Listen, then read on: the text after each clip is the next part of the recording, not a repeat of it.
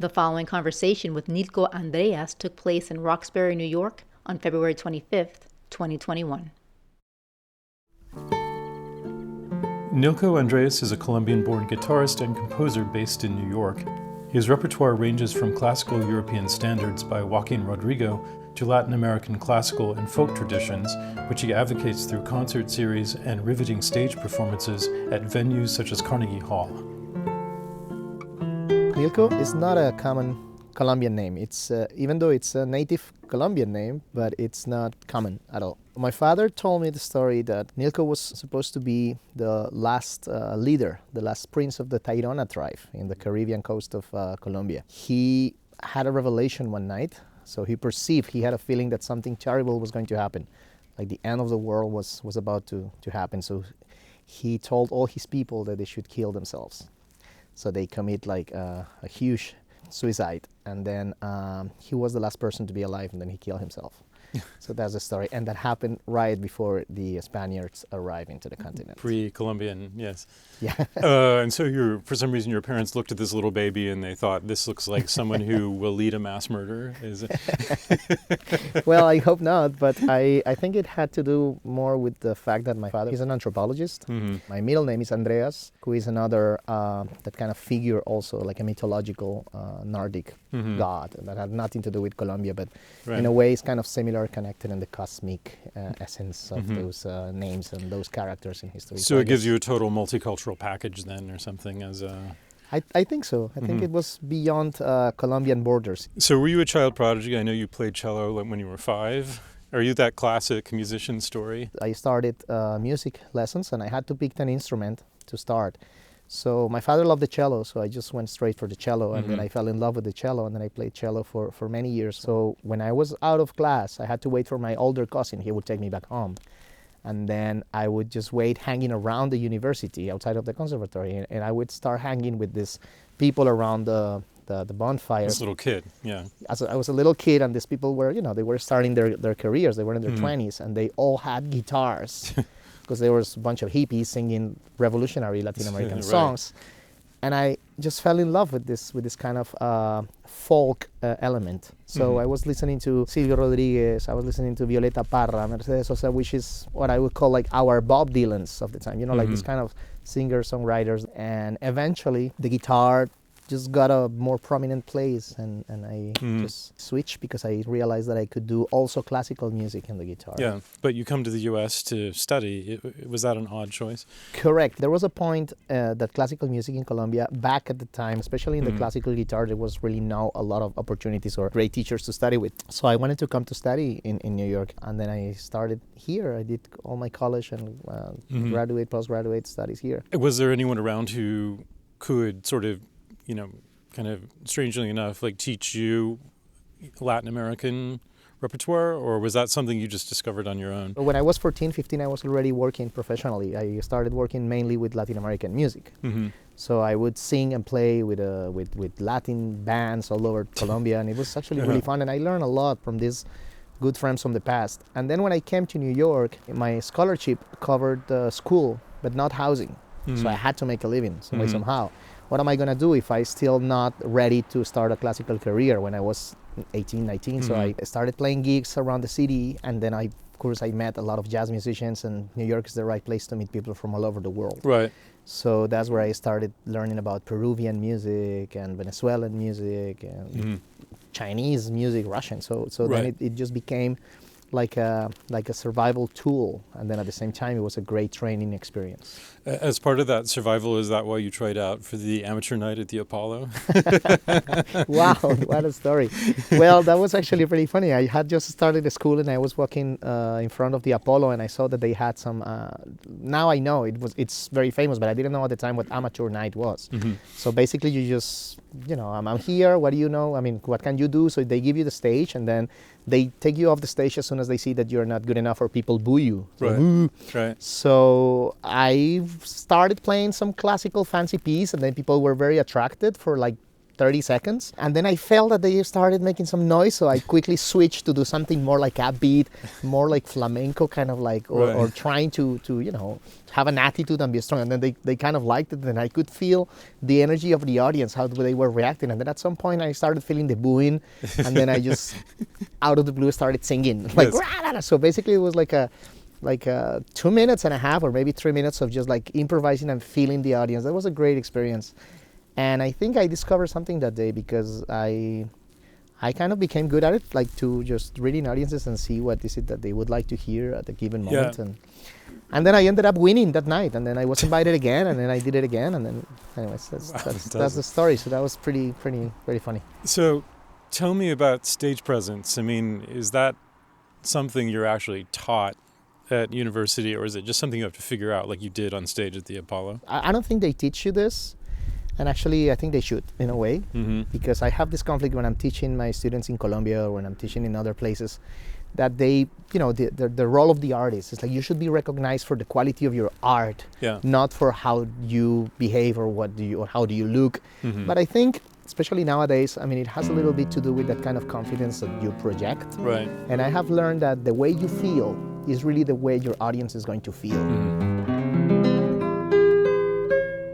If you play great, that's awesome. But if you're nervous, then your audience is going to suffer that nervousness. So you want them to feel happy. You want them to feel confident. And the only way you're going to really communicate those energies is by you being confident about it.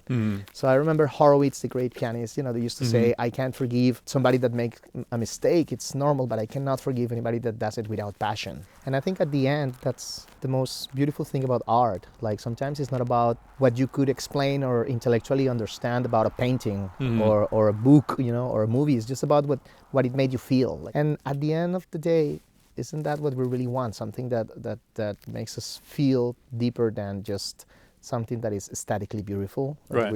It would be great if we could go beyond that. Yeah, like an Edith Piaf or a Billie Holiday, or not classically trained, certainly, but just personality, Absolutely. Strength and personality. And I think that's what I've learned by being in touch with folk music and jazz friends and gypsy energies, It's like classical music has helped me in to build this kind of technique and a specific intellectual way of approaching and having the possibilities of perfection in the craft, like to be precise, to be where it has to be, but also fitting your soul with other elements. I think is very, very important. Yeah. I mean, I can compare it to the visual arts. In the moment, at least in the visual arts, there's a feeling that something that's a little rough, something that's a little imperfect, has more pathos. That it somehow it's somehow more of this moment we're living. It's more human. Absolutely. I mean, definitely I think the word is human, and that touches us, right? That's the perfection we should be looking for, instead of the aesthetical perfection we have been taught that we should find, right? Right, beauty and imperfections. You performed at Carnegie Hall, I think, in 2009. That was a big moment for you. What's it like to be on stage at Carnegie Hall? I've been in the audience before, but I've never been on stage.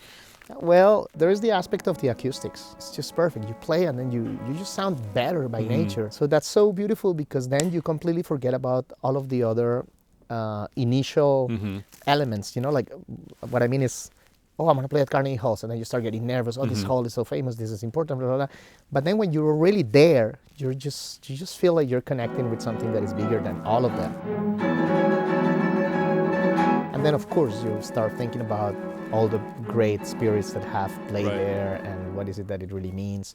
So it was great, and since then we have been doing a series there every year. You've performed in amazing places around the world, and I think some of them are kind of unusual, like non-standard music hall places, like in cathedrals or art museums and places like that. Do any of those stand out as being just really amazing experiences? Yeah, I mean, I think classical music has always been related to churches, because they were big help in the beginning, like since the beginning of times. Actually, churches started attracting people through music. So they actually used the most amazing composers, they put them to the service of God in order to attract people. And it was also maybe a way of teaching people about, Christianity without, who didn't read, a pre-literate society. Yeah, that's the story of like all these pagan rituals that eventually became part of the church, like Christmas, like all of those Right. things. Everything, it was like the church, they were very smart. So, hey, Marketing. Yeah. absolutely. And actually, classical music as we know it today was born in Paris, in Notre Dame, and the cathedral, by monks that used to sing, and amazing composers.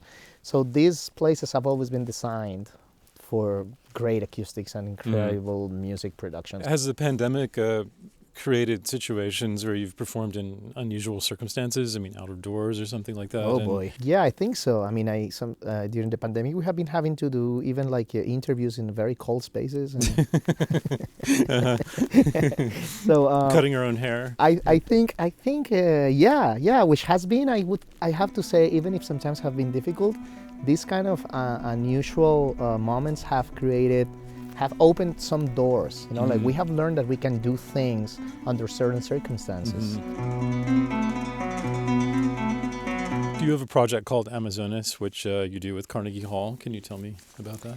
I was doing a concert at Carnegie. So with some colleagues, we realized that Latin American composers have not had enough recognition. And there is a lot of great talent, not only young composers of today, but actually from the past, like our Beethovens, our Mozarts, like we had all these people. And then 3 of the pieces included the name Amazonas in their title. So we said, wait a minute, all these pieces are called Amazonas. That's how we have to call this concert. So then Carnegie loved the idea, and then since then we started doing this every year. So we would invite young composers from Latin America. We would present new pieces and also old pieces that have not been recognized as great masterpieces. That was the idea. People think of classical music as being remote or elite or something like that, but not when you know the stories behind it, especially if it's, Italian opera or something like that. Absolutely. I think you have to look at the origins of it, right? Like it was just a need for expression. If you look at the origin of opera, it was just entertainment, just like a circus act in a way. Poor singers, they had to suffer a lot back in the day. So something that was not part of the church, like the music of Bach and Vivaldi, Telemann, it had to be, it was more for the people. It's a little bit like art museums, and maybe they feel a little apprehensive about crossing the threshold into the institution. It feels intimidating to a lot of people. But if you take it to the street, that's the way maybe to meet the audience. Yeah, absolutely. And which I think it's also something good about the pandemic. I mean, I heard that New York, for example, right now, they're sponsoring artists, and now you are allowed to legally charge for tickets for a street concert. You have to apply and go through a process, but I think that's a great thing. I'm just really excited to see what's going to happen. I mean, my own friends that play at the Met Orchestra, they're playing on the streets. So it's kind of like, I don't know, the world is changing. I like that. Nilko Andreas concert series Amazonas is scheduled at Carnegie Hall for October 20th, 2021 and March 8th, 2022. Later this year, he'll travel the world by cruise ship as music director for Virgin Voyages.